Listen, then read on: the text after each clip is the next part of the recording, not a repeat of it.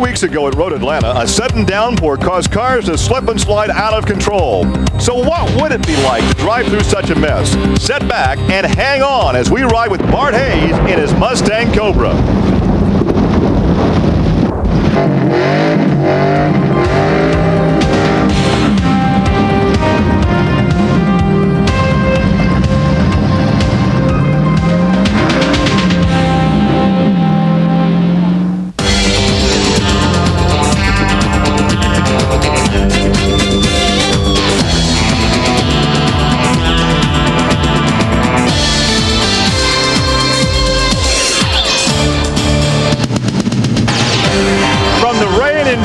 To the wind in Texas. Today we're at Texas World Speedway, about a 2-hour drive north of Houston to College Station for the 4th run of the IMSA Endurance Championship.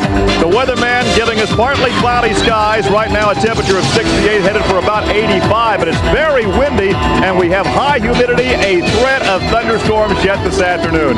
Hi everybody, I'm Gary Lee, Speed Vision, delighted to be here in the heart of Texas. We have 2 veteran drivers joining us on today's telecast. Standing alongside of me, the winner of the Supercar Championship in '94, also a veteran of this division, David Donahue. And David, only 51 drivers starting this event, down from some 71 because of the big crash at Road Atlanta, but still traffic on this track will be a problem. That's right. Traffic is going to be a major deal here. The cars are grouped very tight together, the lap times are very close, and the top speeds are very high, so drafting is going to be the key thing here. The cars the teams with multiple cars are going to work together to try to keep the lap times down, and then when they get into the pit, that's where the teamwork is really going to show as well, because the Pontiacs are going to have to pit maybe twice for brake pads, and the Mazdas are going to have to stop at least every hour just for fuel. And we've got a couple of guys we're going to give a big workout to down in the pit lane. Our other veteran driver, in fact, a champion of this division and an instructor at Road Atlanta. We welcome Jeff Perner. And thanks, Gary. It's a great day here at Texas World Speedway. I tell you, this racetrack is a track that is real quick, but also has some corners that demand a lot of concentration. You have to really be patient with the car and take your time, because it's too easy to drive into them too fast. Now, we were at Road Atlanta a couple weeks ago. We had a terrible rainstorm, really made for some difficult racing and conditions. Now, the big difference between the 2 tracks is that Road Atlanta has a lot of elevation changes and a lot of fast corners. Here, we have a mix of corners, real fast and real slow, and no elevation changes. Those are the 2 big differences. We have a great day as far as weather is concerned. I think we're going to see some great racing here at Texas World Speedway. Jeff, you're absolutely right, and a gentleman who certainly hopes there's going to be some great racing today is with me right now. It's Sylvain Tremblay, the gentleman who 2 weeks ago at Road Atlanta, in your first full season of racing, Sylvain, you got a pole position, and then you went on with a sterling win with your co-driver Joe Vardy. You're back on pole here. What a great start to the season for you. We're on a roll. It's just, things are coming together. I guess the team has finally gelled. A lot of things weren't together for us last year, finally coming together. And Joe's knowledge and expertise has really, put the icing on this team. It really has. Everybody's doing, all cylinders going per se, even though I drive a car with no cylinders in it. So it's really been happening for us. His expertise and help, especially in car setup and knowing what to do and having the confidence in what the team can do, has really made an unbelievable difference for us. Very, very different track than Road Atlanta. Very different track. I don't know if it's really the track for a little Mazda car. I really thought the Fords were going to get us, but we got them by 5,000ths. But it's a 6-hour race. It's a very, very long race. Fuel economy is going to play a major, major deal for us. And traffic, front-wheel drive cars and our cars just take totally different lines in one and some of the other corners. So it's going to be keeping your nose clean and being there in that sixth hour. That's what we're working for. That's the goal today, is to be there at the end. So we're not really interested in going out and burning the laps. We're just going to be there at the end. That's what we're shooting for. And if he's there at the end, maybe his second straight win. Gary? Thanks, guys. I hope you guys have your running shoes on, because we'll keep you busy over 6 hours of this IMSA Endurance Championship. The cars have pulled out of the pits for their first of 2 parade laps. We'll come back with the starting lineup. Welcome back to Texas World Speedway. Here now is your starting grid, row 1. Joe Vardy will start the Mazda after was qualified for the pole by Sylvain Tremblay yesterday, and outside Sean Hendricks in number 20. In the second row on the inside, Kit Teasdale, the young lady in number 1 Firebird Formula, and Miller outside in number 35. In row 3 on the inside, it's Stu Hayner in number 32, Bill Murray in number 3. The fourth row, We'll have Knowles in number 5, another Fireboard Formula, and Smith in 47 in the Mustang Cobra. The 5th row, Pfeiffer in number 37, Conway in number 2, both Firebird Formulas. In the 6th row, Hemmingson in number 00. Number 0 is Paul Hacker in row 7. On the inside is Borcheller in 54, Donaher in 69. We move now to row 8. Frame in 71, Doolin in 48. In the 9th row, on the inside, number 12 is Collins, 01 is Ham, a former champion of this division. In the 10th row, on the inside, car number 11, Quick. Outside 62 is Earl. As David, we take a look at the rest of the starting lineup, 51 cars, and the pole setters for the fast qualifiers for the various divisions. In the sports class, it's Chris Wilson was the fast qualifier. He's driving the Prelude. Now in the touring class, it was Gary Blackman. He's driving also a Prelude. And in the compact class, it was Engel. It was David Doherty actually qualified that car, another Nissan. The sports class is going to be real interesting. The Honda VTEC seem to have every element it takes to run this course. They've got good aerodynamics. The VTEC motor is fantastic. It gets a lot of power down the straightaway. You'll even see them running with some of the Grand Sports cars down the straightaway. And then they got the handling. And top it all off, geez, to really get all the other competitors angry, they get really good fuel economy. Then in touring is going to be interesting as well. Again, another Honda, but they don't have the VTEC motor. The cars look identical. You get real confused over looking at the two cars. You'll notice the difference when you get over to the track, into the infield section of the track. Track temperature is 80 degrees. Once again, it is 9 turns. The banking is 22 degrees, and we have a 1.9-mile road course. And there is a look at, well, there he is right there inside the cockpit. Take us for a ride. Well, here's a real important part of the track, turn 1-2 complex. That's where you see a lot of passing, and that's where the car's high-speed handling really makes a difference. And then by turn 3 right here, most of the passing will be done. As you'll see as we turn into the what I call the autocross section, there's really no passing in here. It's one lane, and now all you do is concentrate on setting up on this carousel section, this big long right-hander, to get out on the oval as fast as you can. And here I'm following David Murray, and we're trying to catch him here. You try to hold on to the draft as much as you can, and then you just kind of follow the guy. No matter where you go, you follow the guy. If he thinks he's going in the wrong place, just go there anyway, because you really need him to punch a hole in the air for you. And this is here where you want the horsepower right here, because you're up on the 22-degree banking. You leg it out as fast as you can, so you don't want to get stuck behind a car from perhaps a slower division in the infield. That's right, and at the highest speed right here on the front straight, we got a big headwind, so it's even more important to be in the draft. And so the teams that have team drivers certainly will be drafting. A lot of drafting important in this type of competition on this racetrack. That's right. As you get close going into turn 1, boy, the cars have different handling characteristics going in there, so you can't be too close because the cars get on the brakes, and you never know what's going to happen when the competitor gets on the brakes. Pace car out of the way. It is Joe Vardy, the veteran from Tampa, Florida. He's won 22 times in this division. In fact, he and the teammate won just 2 weeks ago at Road Atlanta, starting alongside Sean Hendricks. He also starts in the Ford Mustang, so a Mazda and a Mustang up in front. Although we have something like 10 Formula 4s. Look at this. The green flag not even out yet. Well, it is out now. It looked like we were going to have some passes before the green ever came out. 4 abreast down the front straightaway. Boy, they're all the way down on the apron. Cars trying to get on the power real early there. That was Cat Teasdale in the number 1 car up on the inside, making it 4 wide at the start. They're even in the grass on the inside, using every bit of track and then some. How many times have you heard the driver's meeting, you cannot win on the first lap, and everybody tries to get in the first turn? That's right. This racing really, no matter how long the race is, even a 12-hour race, it's a 12-hour sprint race, because really what it comes down to is who can last sprinting the car for that long without having a major catastrophe. And so the guys out there really haul as much as they can. The first 21 qualifiers, the fastest 21 were all in the Grand Sport division. There are 24 in that division. There are 7 sports, 9 touring, and 11 compacts. Number 51 Chura is in the pits. Number 13 Ken is also in the pits. So on the very first lap, we have a couple of cars stopping already. Not a good sign this early in the 6-hour event. No, but since they're in the pits real early, they'll have some time to make it up. Hopefully it's nothing too serious. Now you'll see the crowd or the field really get sorted out. You'll see drafting towards the end of the straightaway. The cars will just close up on each other. Cat Teasdale in the first white car. Number 1 out in front. A little higher line there for Sean Hendricks in the number 20 Mustang Cobra. Yeah, the higher line helps him get into turn one. There's a big banking change. You really hit the apron hard.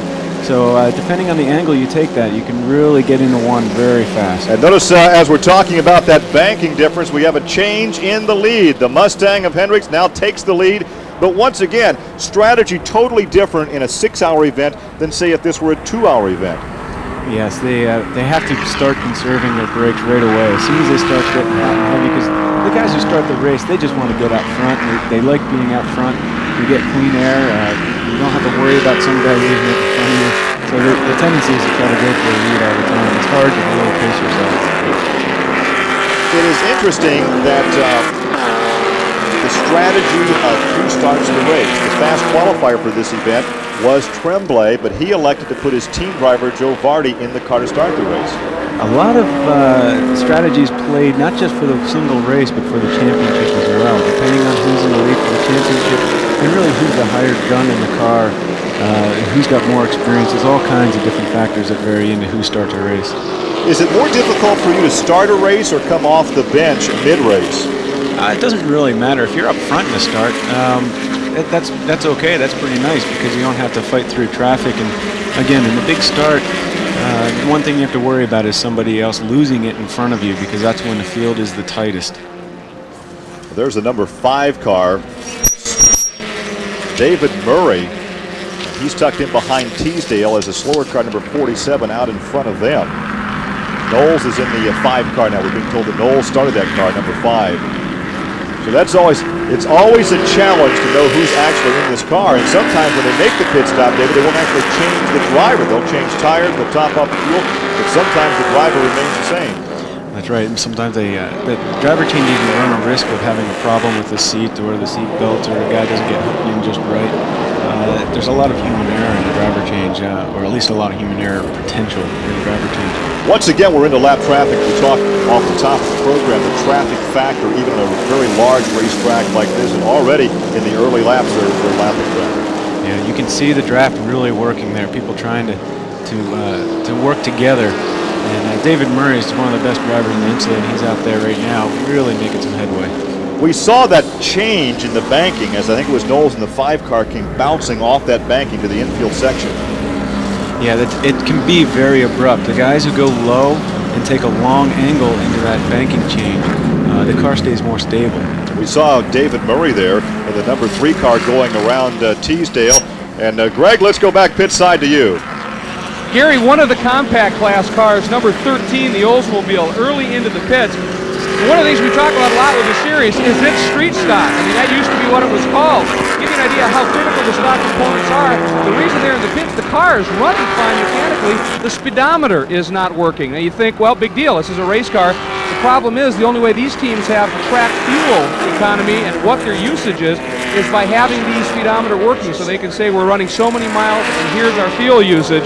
Now you're going to see what's going to happen here. You can see they got the car up in the air, and if we could pan over to the left a little bit, the front tires are turning. And what they're trying to do is see if that speedometer cable is now attached correctly and working. If they don't have that working, they're guessing on fuel the whole race through, and if you run out here, you're in trouble.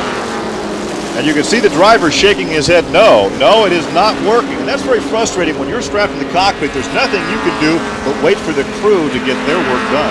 Oh, and what's worse is you're just watching all these cars go by and you're losing time, laps, and you know the field's so tight and everyone's going to be sprinting that it's really tough to make it up. It is indeed a lesson in self-discipline, a 6-hour endurance here on the 1.9-mile road course at Texas World Speedway. Number 20, Sean Hendricks continues to set the pace. He's driving along with Boris Said. Sports Ford Mustang Cobra. He is up on the 22-degree banking as the race continues. We're coming back.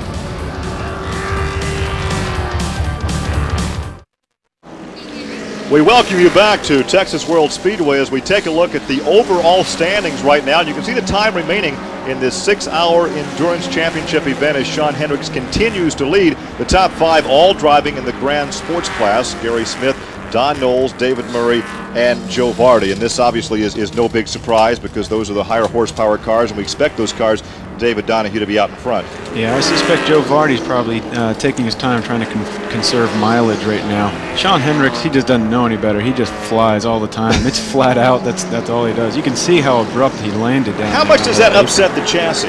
It can upset it a whole lot, enough that you really can't even get on the brakes. So you really have to let the car settle on all 4 tires again, just before you can get on the brakes very hard. Otherwise, the car's bouncing all around. You're trying to get on the brakes, tires start locking where ABS goes active, and you can't get the car turned into that turn 2 section. Our sports class leader is number 60, Chris Wilson. Chris was the fastest qualifier in this division. So once again, we have races within a large race here, 4 divisions in one overall competition. Chris Wilson, the fastest qualifier in sport, and he continues to lead this event as it goes into the infield section. And you can see the car taking a different line, this particular car taking a different line off the banking into the infield. It's a front-wheel drive car, and they're much less horsepower. They actually run down the apron on the front straight. And the reason why they do that is so they cover less distance. The cars that run up high can keep the car kind of freed up, so to speak. They can really get the horsepower down. Cars go faster in a straight line than they do in a corner, and that's what they're trying to do with the little touring cars and the compact cars. They try to cover as little ground as possible. And there is your leader in touring class, number 41. And once again, when you have the closing speed as great as it can be, these drivers are watching both out in front as well as the mirrors. Yeah, the poor compact guys, they got to look both ways. They kind of drive like Dale Earnhardt, always going down the straightaway looking in the mirrors, seeing who's coming, because you can't really start changing lanes and moving up to go into turn 1 at the highest speed and the highest speed differential if there's a bunch of cars coming down at you. Joe Nonamaker in the 41 car, the touring car that's leading this division, won this division here last year. And of course, last year was the first time these guys raced here since 1971. So they were running the track all over again last year. You can see how low these guys are on the banking. 22-degree banking, a very wide racetrack, but they're not using much of it. That's right. See, they're running down on the apron there, trying to get a draft. As they start to cross the start-finish line, they'll have to move up a little bit so they can get an angle going into turn 1. Of course, drafting is so important here, just as we see in NASCAR. When NASCAR used to race here on the high banks, drafting is very important. Helps to save fuel as well. That's right, and you can start working with each other. If you know a guy's real fast, it's not worth trying to get by him, because then he'll try to get by you again. And John Norris in the number 65 car is leading the compact class. So obviously these guys know that they have certain ones that they have to compete against. There are 11 drivers in the compact class. David Doherty was the fast qualifier in a Nissan. There are 9 in the touring class. Gary Blackman was the fast qualifier in that division in a Honda. Chris Wilson was the fast qualifier in sports. And Greg, let's go down and talk to one of our former champions there observing from the pit lane. Well, indeed, Doug Goad, a former champion, usually find him at the lead of the pack. And at the start of this race, your teammate, Cat Teasdale, went around from third, went into the lead. But then a couple laps later, it looked like some Mustangs were able to just pull out and blow by you pretty much at will. Yeah, the Mustangs definitely got a horsepower advantage over us. They have all season. And when you get on a big track like this here at Texas, it really starts to show up. Is it very important, obviously, to have that horsepower to launch up onto the NASCAR or oval section of the track? Do you have any advantage going down into the first turn? Well, we seem to have a car that handles a lot better than the Mustangs do, and I think over the course of the 6 hours that'll start to prove itself out. We've got to run a pace that is aggressive from the standpoint of staying with the leaders, but keep the car together without burning it up.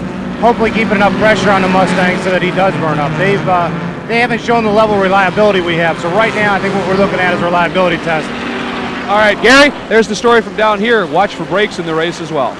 Well, when you look at the favorites as far as the body style, the car, there are 10 Firebirds in this Grand Sport division, and there are 6 Mustang Cobras. But right now, the Mustang is setting the pace.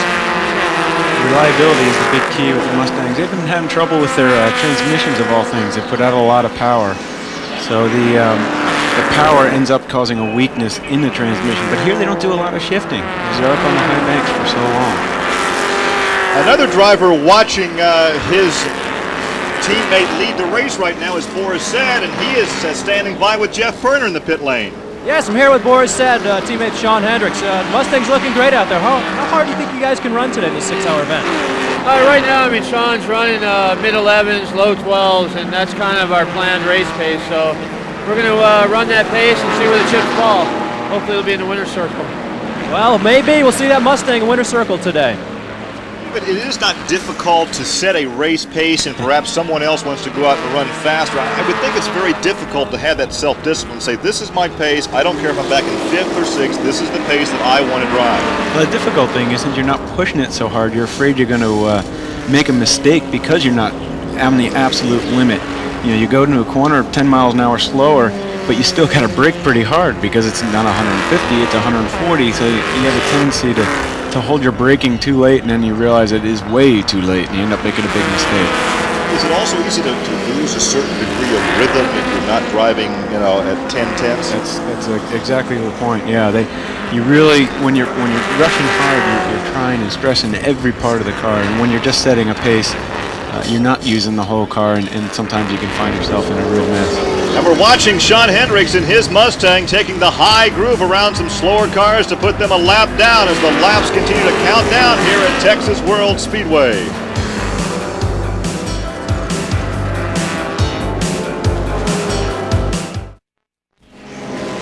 Well, we have a problem on the racetrack, but Paul Frame, car number 71, a teammate to the Vardy Tremblay entry, has been there on the track for a couple of laps, stalled. So finally a wrecker is there to take that car. Really, it's not in any danger. It's well off the racing groove. Yeah, but the corner workers are a little hesitant, I think, to go right out there. The cars are whizzing by there probably close to 100 miles an hour by the time they get to that point on the track. And you can see them whizzing by in the top of the frame. They're not really giving a whole lot of room to those guys. A problem with the number 14 car. Greg, you're standing by in the pit lane. Randy Pope's the driver. He was in the pits for quite a while, has now gone back out, but one of his teammates is with me, Peter Schwartzon. And Peter, problem for the Passon Motorsports Honda. What's happened? Well, it's a hard luck story, but it's a long race. It's 6 hours, so they may have solved the problem. Yesterday, a motor tightened up on us, and they didn't have a spare. They had to buy one down in, where did they buy one? Somewhere in Houston. Houston. They bought a junkyard motor, put it in last night, did a yeoman's job, and the car's overheating a little bit at this point in time, but I think they solved the problem. So lucky for us that it's a 6-hour race, Greg. We'll keep our fingers crossed. All right. Unfortunately, we get word that number 14, Randy, is coming right back in, so maybe the problem has to be addressed some more. It doesn't sound good. We'll just have to wait and see what's happening. It does not look good. All right, Peter, well, we hope all the best as the race unfolds. He's got 6 hours. It's a hot day. Again, apparently more problems down with Jeff, more overheating. Jeff? Is in the pits. The sports class Davis racing car with Kyle Cura. It looks like it's overheating. They've been in twice now. Maybe the day is going to start taking its toll already on some of these cars. Doesn't seem that hot out, but maybe hot enough to cause a problem. Back upstairs to you, Gary. The 14 car was second overall at Atlanta, and just inconceivable that you could take a junkyard engine, put it in a race car, and go out and start the event. That's about as never say die as you get, isn't it? These guys want to race or what? Taking a totally unknown motor out of a junkyard, geez, that's pretty much committed to me. Straight jacket committed almost. Well, of course, they come to Texas World Speedway. They want to race. They do whatever they have to race as we look once again at your leader. And early on, we heard your pole winner, Sylvain Tremblay, say, I thought I would lose the pole to the Mustang. The Mustang has more horsepower. Right now, the Mustang is showing the muscle out in front. But again, not always in this length of race is the horsepower win. That's right. The number 20 car has always shown its strength, but what they've really been working on and having trouble with is the reliability. The cars are new to the series, the Cobra R's are, and the Steeda car in particular has always shown a lot of strength early on in all the practice sessions. They've been running very fast. Sean Hendricks on board right now, as we heard from Boris Said, his teammate who will take over at some point. We're not sure if he'll take over in the first stop because we're not sure how many stops he'll actually be making, but high on the banking, up on 22-degree banking here at Texas World Speedway. It is a 9-turn, 1.9-mile road course. The top 10, Hendricks, Sean, Smith, Vardy, Borchetter, and Hacker.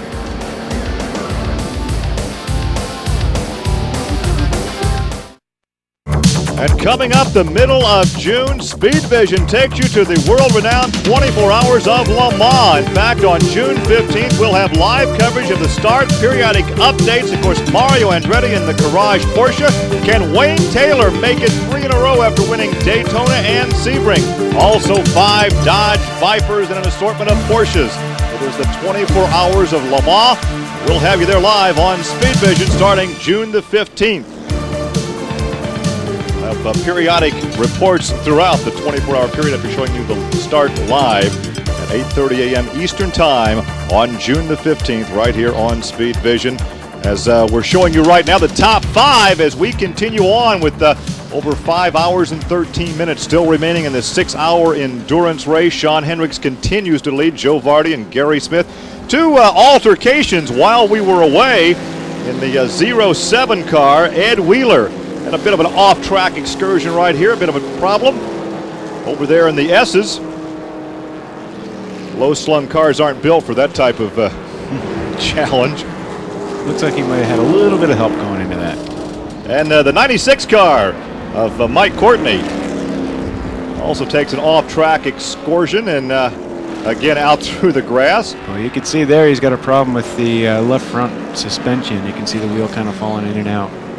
He takes a drive through the pit lane. Let's go to Mike Courtney's pit with Jeff Perner.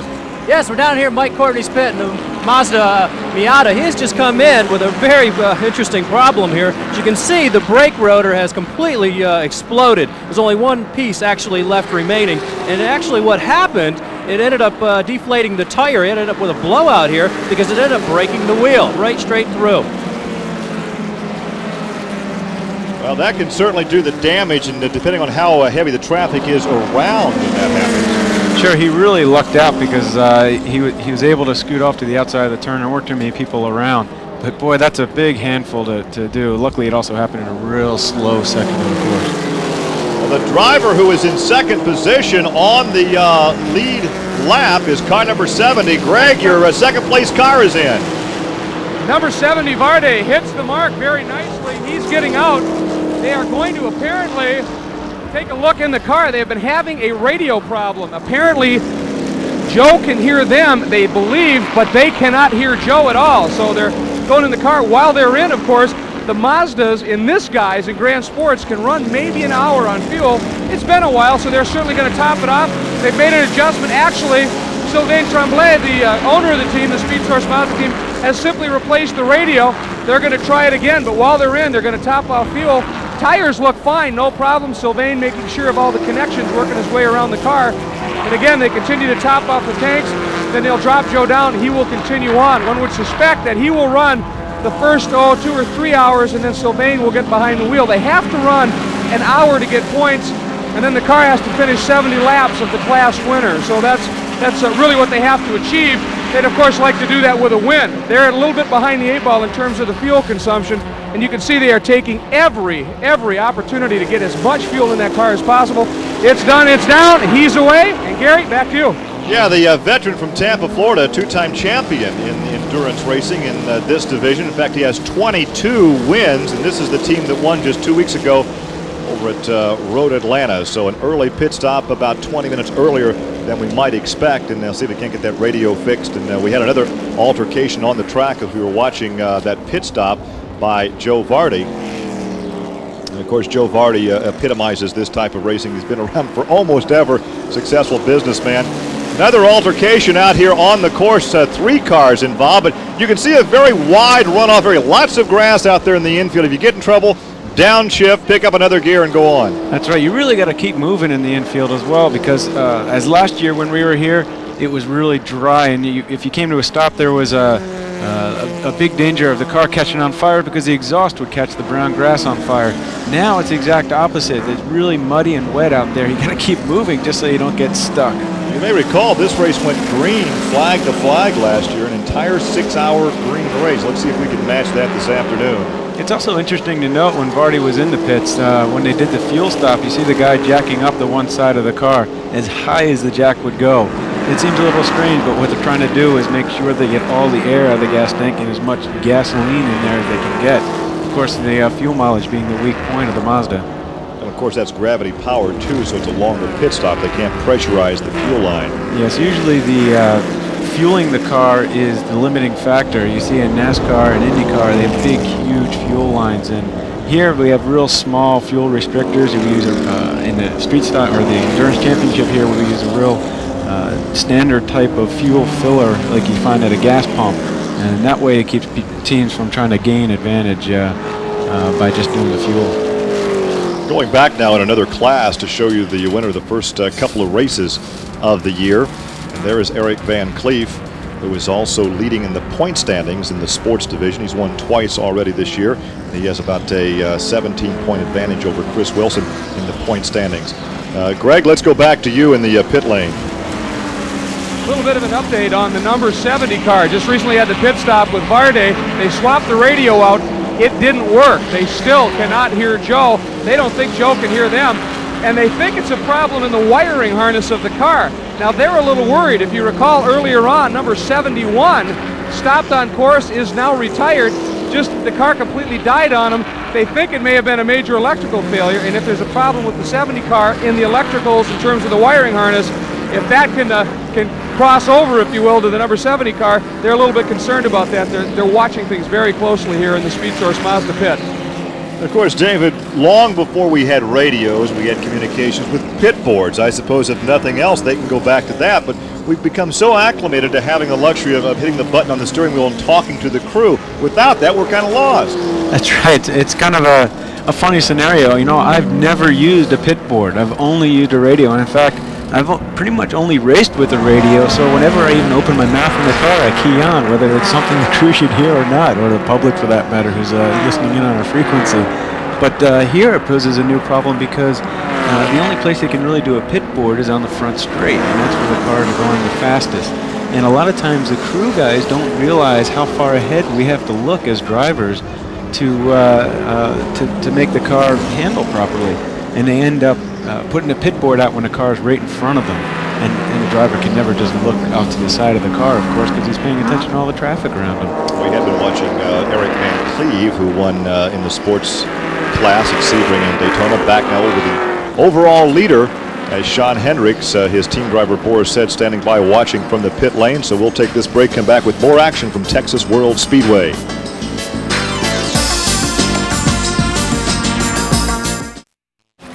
The 6-hour IMSA Endurance Championship from College Station, Texas at Texas World Speedway.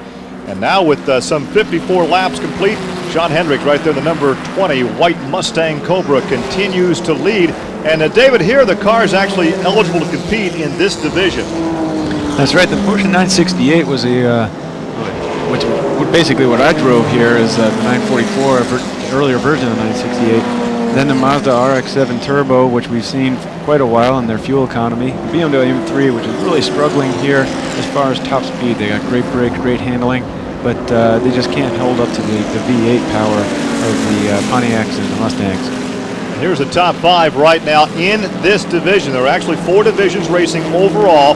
These are the top 5. Paul Hacker, starting 12th, is now up to the 4th position in the number 0 car, and Hemmingson rounding out the top 5 in 00.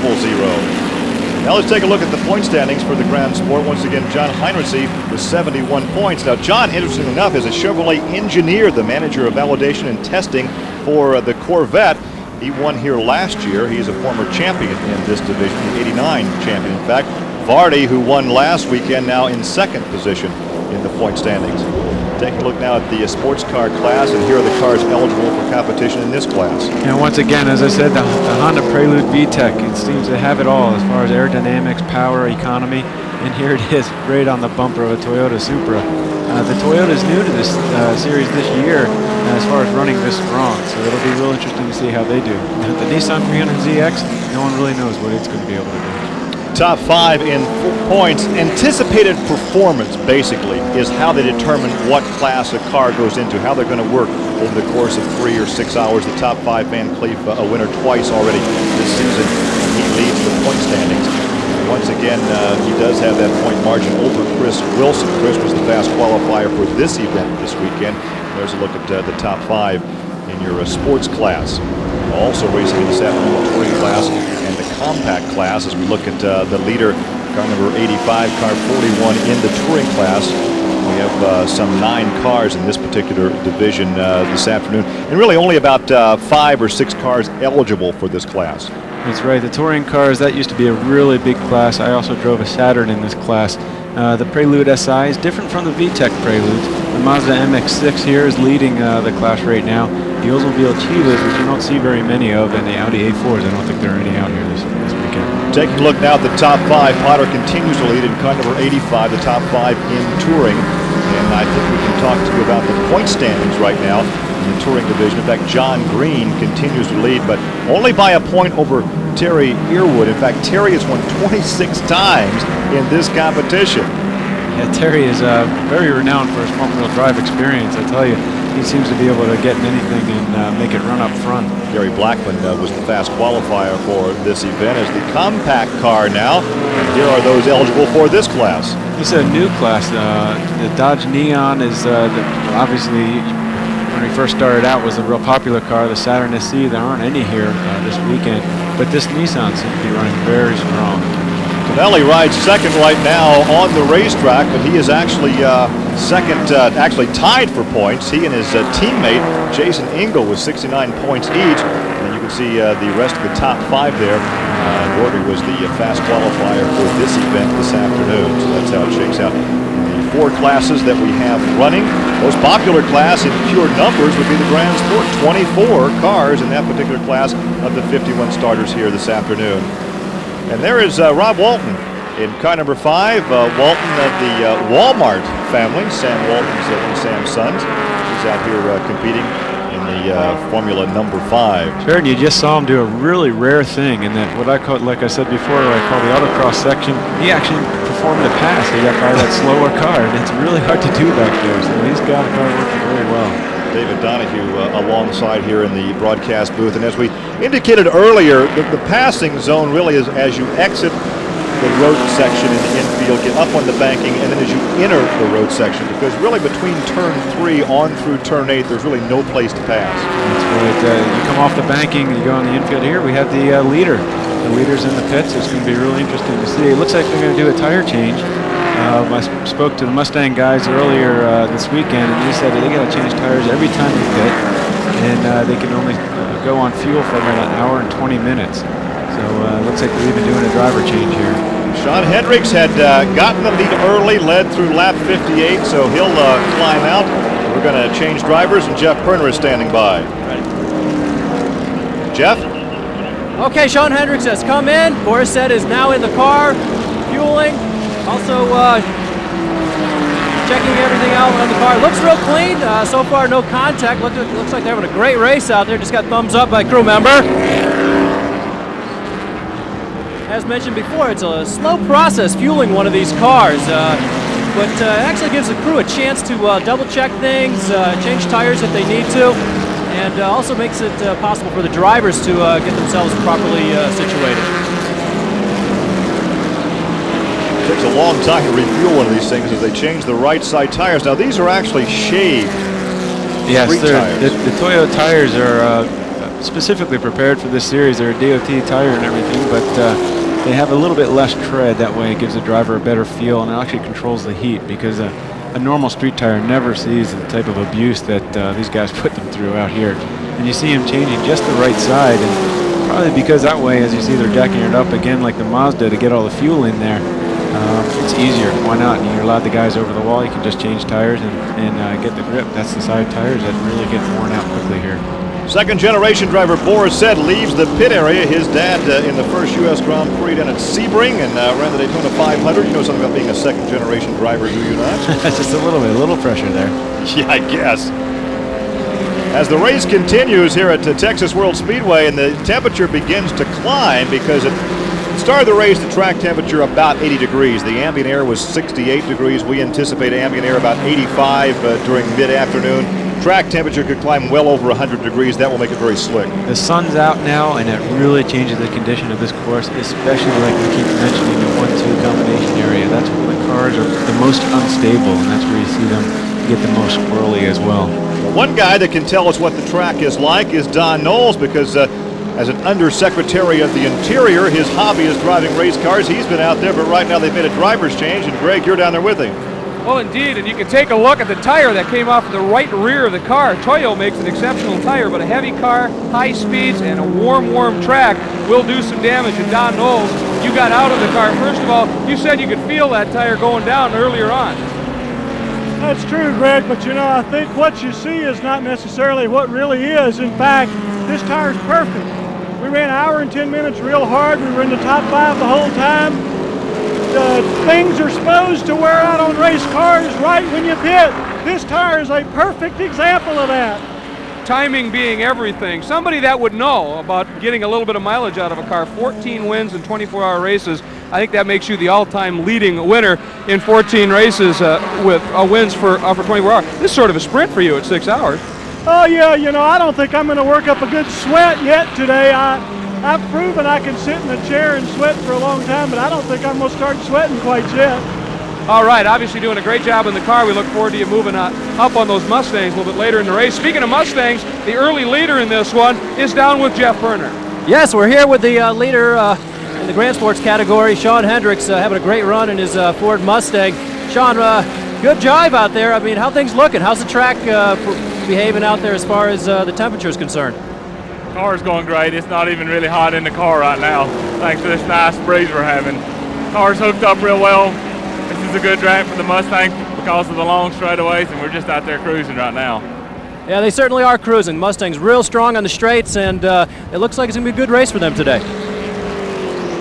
So obviously a change for the lead because of the pit stop. The 47 car now of Smith. Gary Smith is the overall leader, although he's getting past there in that road course section, and he'll be due for a pit stop before too long as the 6-hour endurance race continues on from Texas World Speedway.